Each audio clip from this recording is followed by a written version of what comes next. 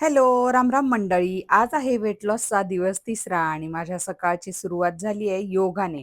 आणि तुम्ही बघू शकता 3च दिवसामध्ये स्किनमध्ये एवढा फरक पडला होता ना माझ्या, काय सांगू तुम्हाला.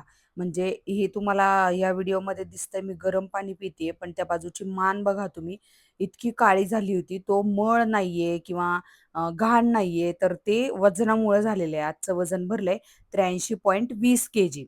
तर आता मला हे 15 किलो कमी करायचंय 100 दिवसामध्ये. जरी 100 दिवसात नाही झालं तरी ॲटलीस्ट मी म्हणते 10 किलो तरी कमी व्हायला पाहिजे. सो मी सकाळी लवकर उठून आवरून घेतलं, 1 तासाचा छान योगा केला. मस्त अंघोळ वगैरे करून झाली, गरम पाणी पिलं आणि मग आजचा नाश्ता मी करतीये.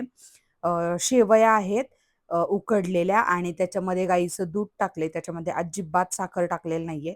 एकच वाटी त्याच्यामध्ये मी दूध टाकलेले आणि हा नाश्ता मी करून घेतला.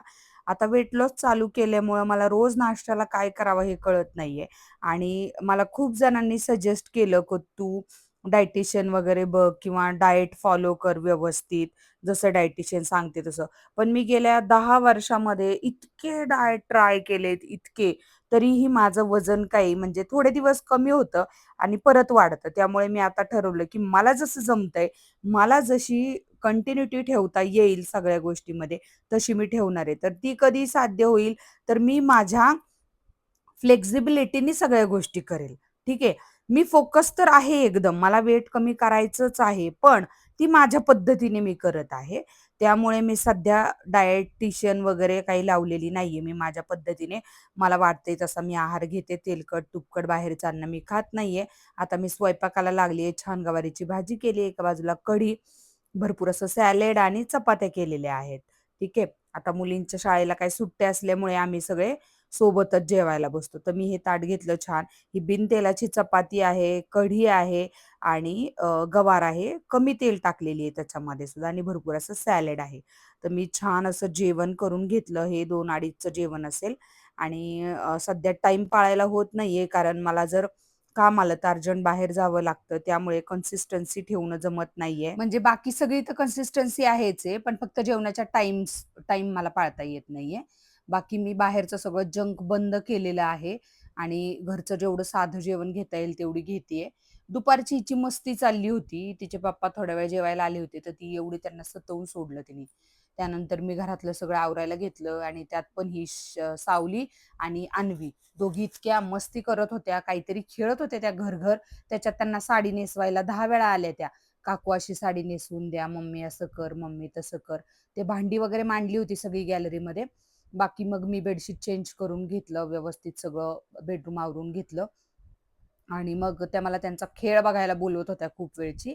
मग सावलीला म्हटलं, की "तू रेकॉर्ड करून ठेव, तो मी हाय बघते." गाइस, हम खेल रहे हैं पडोसन पडोसन. आम्ही खेळतोय. तर बघा, ही आहे अन्वी. आम्ही दोघी पडोसन पडोसन खेळते आणि माझा रोल आहे एकदम रूड आणि हिचा रूड आहे कमोलिका. माग आहे हे बघ, आम्ही अशी साडी नेसलीये आणि आम्ही कमोलिका सारखा रोल केला इकडे. आम्ही आता खेळणार आहोत. आम्ही नंतर तुम्हाला दाखवतो. त्यानंतर मी सगळी भांडी वगैरे मोकळी करायची होती. मला किचन वाटा वगैरे साफ करून घ्यायचा होता आणि भांडी घासायची होती.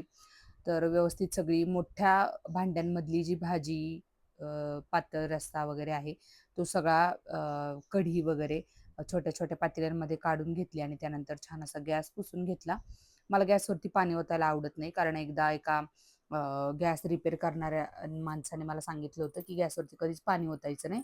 तुम्हाला हवं तर खूप ओल्या कापडाने असं तुम्ही पुसून घेऊ शकता. इव्हन तुम्ही घासलत तरी पुसून घ्या, पाणी ओतू नका. कारण जर बर्नरमध्ये किंवा आजूबाजूला पाणी गेलं तर ते गंजतं आणि पाईप आपले लवकर खराब होतात किंवा गॅस लवकर सर्व्हिसिंगला येतो.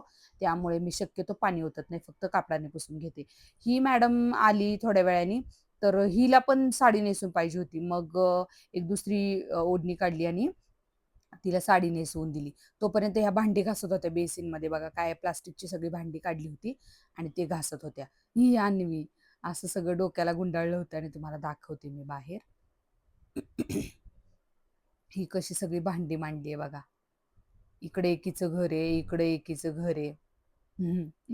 त्यांना थोडं खायला प्यायला देऊन मी गेले खाली चालायला. सध्या गार्डनमध्ये चालतेय, कारण खूप दिवस झाले असं खूप वेट वाढलं ना, की मग बाहेर सोसायटीत निघायची सुद्धा लाज वाटते बरं का. कारण आपण घरच्या कपड्यांमध्ये असतो आणि प्रत्येक वेळी खाली जाताना काय एवढं नटून थटून जाता येत नाही. सो आता कंटिन्यू करणार आहे आणि कोणीच नव्हतं इकडे गार्डनमध्ये, तर मी इकडे चालायला आले मी. तोपर्यंत माझ्या मागे मागे लगेचच शर्वी आली. आम्ही कुणी सोबत नसलो ना, की ती खूप छान खेळते बरं का.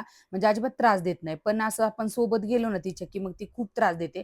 मला अजिबात खाली नको चालू म्हणत होती. तू इथंच चाल म्हणत होती आणि इथे सगळी मुलं खेळत होती. बॉल वगैरे लागायची भीती होती आणि मध्ये-मध्ये असं चालताना डिस्टर्ब केलेलं मला पण नाही आवडत आणि त्या मुलांना पण उगाचच कशाला ना त्रास आपल्यामुळे. म्हणून मग मी तिला म्हणत होते, की "तू खाली चालाय मी खाली चालते, तू खाली सायकल खेळ." तर तिचं म्हणणं होतं, "नाही, तू इथंच चालायचं माझ्यासोबतच." आणि मग रडायला लागली खूप वेळची. जसं काय तिला मारलंय असं. मग फायनली मी तिला म्हटलं, "मी कुठंच नाही चालत बाई, मी घरी जाते." मग मी घरी आले आणि दिवाबत्ती वगैरे केली छान देवाला धूप वगैरे लावला, हातपाय तोंड धुवून आणि मग मला स्वयंपाकाला लागायचं होतं. आता ऑब्व्हियसली वेट लॉस करतीये म्हटल्यावरती मला लवकरच जेवण करायला हवं. मग मी काय केलं, भरपूर अशी मूग डाळ घेतली आणि तांदूळ घेतला आणि मस्त अशी खिचडी बनवली. खिचडी भात बनवला आणि एका बाजूला कढीसुद्धा बनवली आणि 7:00-7:30 व्हायला आले होते. तर त्याच्या आधी म्हटलं खाऊन घ्यावं. असं मस्त ताट बनवलं, सॅलड घेतलं थोडं, एका बाजूला कढी घेतली आणि मस्त गरम-गरम खिचडी भात घेतला. कढी आणि खिचडी काय अप्रतिम लागतं, काय सांगू तुम्हाला. तुम्ही खाल्ली नसेल तर एकदा नक्की ट्राय करा.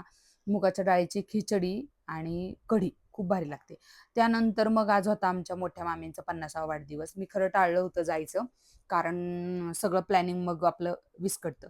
पण ऐकेनातच मग मी म्हटलं चला जाऊयात. मग आम्ही आवरलं तिघांनी आणि 9 वाजता निघालो आम्ही जायला. मुलींचंही आवरलं, त्यांचंही आवरलं आणि मी साडी वगैरे नेसली आणि छान निघालो. बरं आता ट्रॅफिक पण होतं आणि मला गिफ्ट पण घ्यायचं होतं आजच. म्हटलं चला काहीतरी गिफ्ट घ्या. मग मी जवळच असलेल्या DIYमध्ये गेले आणि मला आहे ना परफ्यूमचा असं पूर्ण पॅक होता, तर तो मी एकदा बघितला होता आणि तो मी स्वतः वापरला पण होता किंवा मग म्हटलं पर्स घ्यावी. तर तो मला तिथे मिळालाच नाही आणि ट्रॅफिक तर इतकं लागलं की बासच. आम्हाला जायला 9:30 पावणे 10 वाजले. मग आम्हाला जायचं कुठे होतं, कात्रजच्या घाटाच्या अलीकडे एक हॉटेल आहे माऊली व्हेज म्हणून. तर तिथेच निघालो होतो आम्ही आणि आता बराच उशीर होत आलाय, ट्रॅफिक आहे. तर मला असं वाटतं ते लोकं आधीच येऊन बसलेले असणार आहेत आमची वाट बघत. हा कात्रजचा चौक आहे. तर इथे काही ट्रॅफिक नव्हतं. मागे जांभुळवाडीत नरेमध्ये खूप ट्रॅफिक लागला आम्हाला येताना, भूमकर ब्रिजच्या इथून.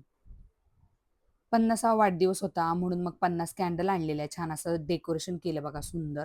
म्हणजे दिवे पण लावायचे राहिले होते. गुलाबाच्या पाकळ्यांनी असं सुंदर सजवलं होतं आणि हा केक होता खूप सुंदर असा. पूर्ण टेबल सजवलं होतं. मग मामा-मामींची आम्ही छान एंट्री घेतली आणि मग आम्ही त्यांना 50 दिव्यांनी ओवाळलं आणि मग बर्थडे सेलिब्रेट झाला. काहीतरी निमित्तानेच असे सगळे एकत्र येतात. त्यामुळे सगळेच अगदी हॅपी होते आणि हे आम्ही 50 दिव्यांनी ओवाळते. सावलीला पण घेतलं होतं आम्ही मध्ये. मग नंतर आम्ही जेवायला बसलो. व्हेजच हॉटेल होतं. मग सगळं जेवण ऑर्डर केलं. छानपैकी जेवलो. आणि माझी ॲज युजुअल जेवताना सुद्धा मस्ती चालली होती. माणसाने कसं एकदम हॅपी असावं कायम. कारण आपलं आयुष्य किती आहे, खूप थोडं आहे. आपण आत्ता जिवंत असतो, उद्या नसतो. त्यामुळे आहे तो दिवस शेवटचा समजून मनसोक्त जगलं पाहिजे, मनसोक्त हसलं पाहिजे. टेन्शन्स आयुष्यात तर येतच राहतात कायम. त्यामुळे असा कुठला दिवस नसतो की टेन्शन नाहीये. Thanks for watching. Bye bye.